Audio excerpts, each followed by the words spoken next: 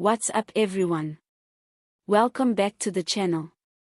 If you haven't already, make sure to smash that subscribe button, like the video, and share it with your squad, because today we're diving into one of the most critical international developments that could reshape South Africa's economy for years to come. President Cyril Ramaphosa is once again walking a tightrope in global diplomacy, this time with the United States, as tense negotiations over punitive trade tariffs threaten to shake the fragile economic recovery back home. But despite the pressure, despite the looming risks, and despite a chorus of skeptics, Ramaphosa remains hopeful, and maybe, just maybe, he's onto something big. So here's the backdrop. Over the past year, the United States has been reassessing its trade relationships across the globe, and yes, South Africa landed right in the crosshairs. The Biden administration, amid domestic political pressures and shifting geopolitical alliances, has been taking a hard look at trade benefits offered to African nations under the African Growth and Opportunity Act (AGOA). This law, designed to promote African exports by eliminating tariffs on thousands of goods, is hanging by a thread. And with AGOA's expiry looming in 2025, the clock is ticking loudly for Pretoria.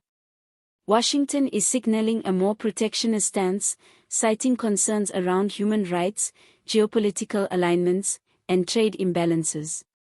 But let's be honest, many observers believe this is also about flexing muscle, asserting influence, and leveraging economic clout in a new Cold War-style contest with China and Russia. South Africa's recent diplomatic moves, including its alignment with BRICS nations and a perceived neutrality on global conflicts, have not sat well with American lawmakers. And now, South African exporters could pay the price through brutal tariffs, especially in key industries like agriculture, steel, and auto manufacturing. But here's where things get interesting. President Cyril Ramaphosa, never one to shy away from a high-stakes political poker game, has stepped directly into the ring. Rather than bow to the pressure or retreat into silence, he's launched a full diplomatic charm offensive aimed at keeping South Africa inside AGOA and preventing the implementation of tariffs that could devastate local industries. His message: South Africa remains a reliable, strategic partner, and despite political differences, the two countries have far more to gain from cooperation than confrontation. In his most recent press briefing, Ramaphosa struck a tone that was both calm and confident. "We are committed to maintaining and strengthening our economic ties with the United States," he said. "We are addressing areas of concern and remain hopeful that the spirit of partnership will prevail." These aren't empty words. Behind the scenes, Ramaphosa has deployed trade envoys, held direct talks with U.S. officials, and instructed South Africa's diplomats to ramp up engagement at every level of the American government. Sources close to the negotiations suggest that while the White House has expressed serious concerns, they are not slamming the door shut. In fact, some influential figures in Congress and U.S. business circles are lobbying to keep South Africa within the AGOA framework, citing the country's strategic importance on the African continent and its role in promoting regional stability.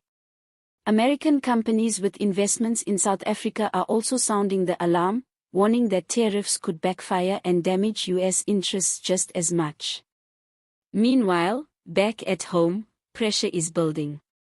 South African exporters are bracing for impact, fearing that even the threat of tariffs could disrupt contracts and scare off investors. The agricultural sector is especially vulnerable. Citrus, wine, and macadamia nut exporters rely heavily on the American market, and any disruption could lead to massive job losses in rural communities. Business groups are urging the government to move swiftly, transparently, and strategically. But it's not just about trade. This negotiation is about something much bigger: South Africa's place in the world. Ramaphosa is being asked to thread an almost impossible needle, assert the country's sovereignty and independent foreign policy while avoiding economic isolation from the West. It's a tightrope walk between geopolitical giants, and the stakes couldn't be higher. His ability to navigate this crisis could very well define the final years of his presidency. If he manages to convince Washington to hold off on tariffs and extend AGOA benefits, it would be a massive diplomatic win. It would reinforce South Africa's credibility as a player that can stand tall while still engaging meaningfully with global powers.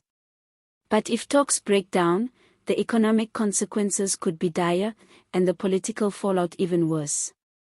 There's also a growing recognition within the ANC that the days of relying on historical goodwill and liberation-era solidarity are over. The world has changed. Trade is war by other means, and global diplomacy is a chessboard, not a choir. Ramaphosa is trying to play the long game, positioning South Africa as a bridge between emerging powers and the old Western order. But it requires tact, vision, and a willingness to make tough calls. On the streets, the average South African may not be tracking every detail of AGOA or international trade policy, but they will certainly feel the consequences if negotiations fail.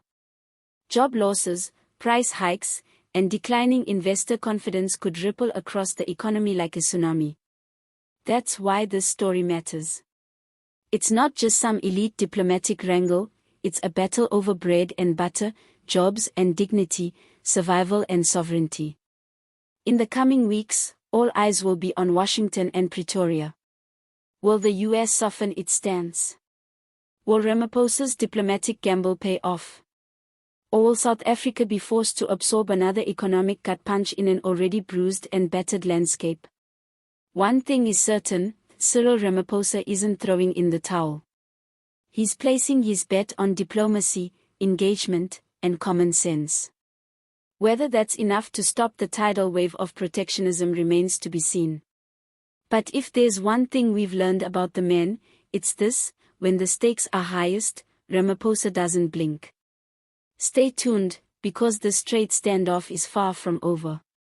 And whatever happens next could change the future of South Africa's economy forever. Don't forget to subscribe for more in-depth political coverage, global affairs breakdowns, and the stories that truly matter. Drop a comment below. Do you think Ramaphosa can save AGOA? Or is South Africa heading toward economic storm clouds? Let's talk about it.